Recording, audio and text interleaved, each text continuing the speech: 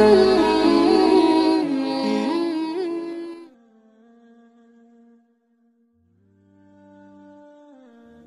الله سبحانه وتعالى في محكم كتابه العزيز الحكيم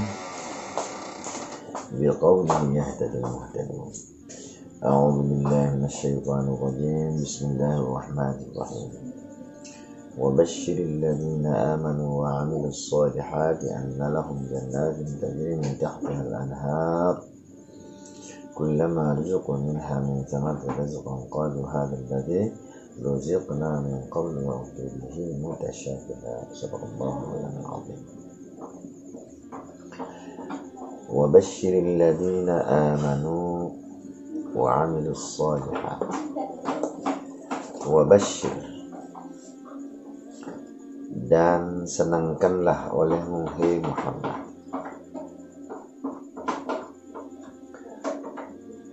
ay akhbir. Jadi mufassir mentafsirkan basyir itu dengan kata akhbir. Informasikanlah, beritakanlah akan orang-orang yang telah beriman, sadaqu billah, yang telah membenarkan dengan Allah. Artinya orang-orang yang sudah betul-betul mempercayai Allah, wa amilus solihati, dan orang-orang yang beramal soleh. Jadi ayat ini menjelaskan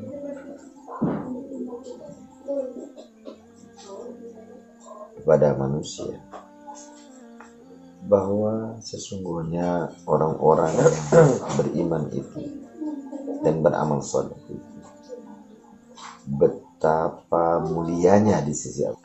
Orang-orang yang beriman dan beramal soleh ini orang yang dikomunikasikan Allah, orang-orang yang dibicarakan Allah, kan sudah luar biasa. Juga sebelum orang itu beriman, belum dikategori beriman, masih nama manusia saja, masih disebut manusia, masih disebut manusia saja. Itu sudah luar biasa. Kenapa sampai kita katakan bahwa manusia itu luar biasa? Karena ini salah satu makhluk yang dikhitab oleh Allah, yang dilawan bicara oleh Allah. Kan luar biasa. Disapa saja sudah luar biasa. Karena yang menyapa ini tuh Tuhan, yang mengkhitab ini tuh Tuhan. Tapi maksudnya di situ yang dimaksud manusia yang dikhitab Tuhan adalah manusia yang uqala, manusia yang berakal. Jadi bukan manusia sok manusia. Karena Tuhan tidak pernah mengkhitab orang gila. Tidak ada dalam Al-Quran ayyuhal majnun, hai orang-orang gila. Allah tidak pernah mengkhitab orang gila. Kenapa? Karena Tuhan tidak gila. Masa merintah orang gila untuk sholat, untuk menjalankan perintah, jauhkan larangan. Yang diperintah itu adalah al-uqala. Jadi manusia yang berakal itu sudah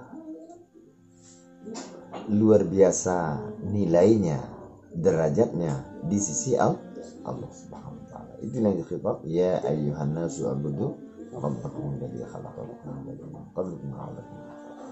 Tidak ada Tuhan itu lawan bicara itu hewan, ayyuhal hayawan, tidak ada itu.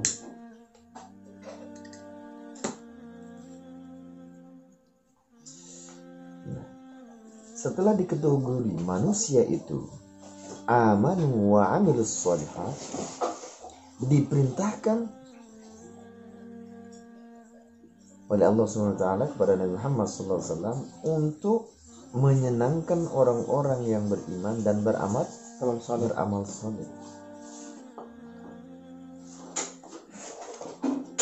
Dengan adanya tafsir dari Allah Subhanahu wa taala terhadap orang-orang yang beriman dan beramal saleh, ini sudah derajatnya sudah melambung. Karena yang akan menyenangkan ini, berita kesenangan itu dari Allah Subhanahu wa taala.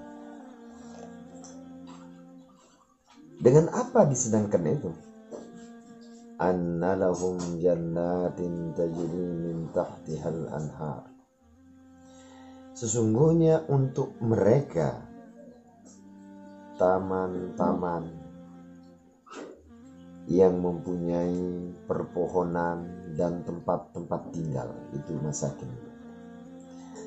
Hadaiqa dzata syajarin wa masakina. Jadi taman-taman yang mempunyai perpohonan dan tempat-tempat tinggal, artinya ada apartemen, mahligai. Tajri min tahtihal anhar, yang berjalan di bawahnya beberapa sungai.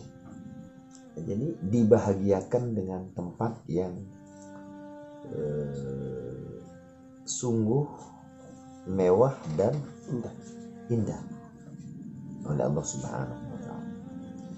Tapi hakikinya yang membuat orang itu senang bukan mahligainya, bukan surganya, tapi Tuhanlah yang membuat orang itu senang dan bahagia. Berarti di sini termasuk bagian daripada majaz akli. Sebab surga tidak bisa menyenangkan. Cuman itu merupakan fasilitas, artinya pemberian dari Allah Subhanahu wa taala. Jadi orang-orang yang betul-betul kenal Tuhan dengan benar, alam semesta ini tidak bisa apa-apa. Apalagi surga mau menyenangkan, tidak bisa itu. Itu konyol orang mengatakan bahwa surga bisa menyenangkan. Surga itu kan benda mati, itu juga makhluk, bagian daripada makhluk. Jadi kan Allah SWT itu benda mati semua. Cuma diperuntukkan itu untuk orang-orang yang beriman. Karena begitu Allah menyenangkan batin orang beriman, sekaligus dengan luarnya juga diberikan hal-hal yang bersifat indah dan cantik. Jadi sesuai dengan apa yang disabdakan oleh Nabi Muhammad SAW, Innallaha jamilun yuhibbul jamal. Sesungguhnya Allah maha indah dan mencintai keindahan. Jadi kalau orang yang disenangkan nanti di akhirat, lalu ditaruh misalnya di sebuah tempat yang kumuh, terus rumah yang beratapkan rumput misalnya, kemudian pagar rumahnya adalah bedek, itu kurang sesuai kalau di akhirat. Nah, beda kalau dengan dunia. Kalau di dunia ini kan tempat persinggahan. Nah, kalau terlalu banyak dia diberikan di dunia ini, maka tambah repot gitu. Karena mau makan saja repot kita di sini itu. Mau dimasak, mau di itu, mau di ini. Kalau surga itu tidak ada yang kayak begitu. Jelas, walakum fiha ma tashtahi anfusukum walakum fiha ma tad'un. Jadi kalau di surga, apa yang kamu inginkan itu ada dan sediakanlah. Begitu ingin langsung ada. Itulah surga. Jadi justru nikmat surga itu tidak bisa memang dipikirkan. Kalau masih bisa dipikirkan, dilogikakan oleh orang dunia, itu bukan surga namanya. Jadi yang disabdakan oleh Nabi Muhammad SAW adalah surga yang disiapkan Allah Subhanahu wa taala, yaitu ma la 'ainun ra'at wa la uzunun sami'at wa la khatar 'ala qalbi bashar. Jadi barang yang sama sekali tidak bisa dipandang dengan mata kepala, dan tidak bisa didengar dengan telinga dan tidak bisa dibayang-bayang oleh hati. Itu nikmat surga. Ya, sebab rumah satu orang saja itu arduhas samawati wal ard. Luas langit dan bumi. Ini untuk satu orang. Jadi bagaimana orang itu mau naik ke rumahnya kalau begitu besar? Kamarnya sekian juta kamar. Itu secara akal manusia di sini sulit untuk dimasukkan di akal. Di gambar-gambar itu sulit. Istrinya saja sampai miliaran, di atas 1 miliar. Jadi ini tidak bisa dibayang. Di sini baru satu saja udah berantakan itu. Apalagi 2, 3 itu tambah kacau balau. Ini di dunia. Nah kalau di sana sampai di atas 1 miliar. Jadi nikmat akhirat itu, nikmat surga untuk orang-orang yang alladzina amanu wa amilus sholihat itu tidak bisa dibayang-bayang. Sengaja Tuhan berikan yang begitu supaya setara kebahagiaan batinnya dengan apa yang dialami secara fisik akhirat. Jadi selalu seimbang. Ya sama juga dengan keberadaan kita di dunia ini. Kita mau bersyariat, mau sholat, zahir kita pun bagus, batin pun bagus. Baru dikatakan amal soleh. Makanya ada zahir, ada batin. Yang zahir ini pun bagus. Artinya apa? Sesuai dengan hukum syarat. Suci daripada hadas, suci dari najis. Kemudian batin itu harus takdis juga, mencapai derajat takdis, pensucian di situ. Sucinya batin dengan apa? Tidak ada di dalam batin, hanya Allah. Kalau masih ada sekutu dalam batin kita, itu belum suci. Apalagi dia sama sekali lupa sama Allah. Itu istahwadha alaihim syaitan. Itu orang yang dikuasai syaitan. Itu namanya. Nah, jadi orang yang dikuasai syaitan itu ulaika hizbus syaitan. Ala inna hizbus syaitani humul khasirun. Nah, jadi ketahuilah kelompok-kelompok syaitan itulah kelompok-kelompok yang rugi. Jadi lupa Tuhan saja sudah masuk kelompok syaitan. Ini jangan lupa dalam sholat. Ini sedang duduk aja lupa sama Tuhan, itu masuk kelompok syaitan. Itu orang yang istahwadha alaihim syaitan. Termasuk orang yang dikuasai syaitan. Itu yang orang yang istahwadha alaihim syaitan itu fa'ansahum zikrullahi. Syaitan itu melupakan mereka untuk mengingat Allah Subhanahu wa taala. Itu yang termasuk ulaika hizbus syaitan. Mereka itulah kelompok-kelompok syaitan. Ala inna hizbas syaitani humul khasirun. Ketahuilah, sesungguhnya kelompok syaitan itu, mereka itulah orang-orang yang merugi.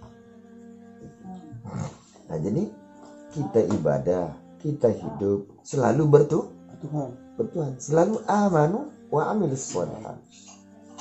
Jadi jangan hanya kita tempatkan amanu wa amilus sholihat ini pada sebagian sisi kehidupan. Misalnya dalam sholat yang 5 waktu kita ingat Tuhan. Bukan begitu. Kita ingat Tuhan ini selama hayat di kandung badan. Non-stop. Kenapa? Karena orang mukmin yang sejati itu tidak pernah ada detik dia tidak bertuhan. Kalau sedang tidak bertuhan, itu sedang dikuasai syaitan, sedang dimasuki syaitan itu artinya. Nah itu harus dikondisikan dengan baik dalam pemahaman maupun dalam praktek.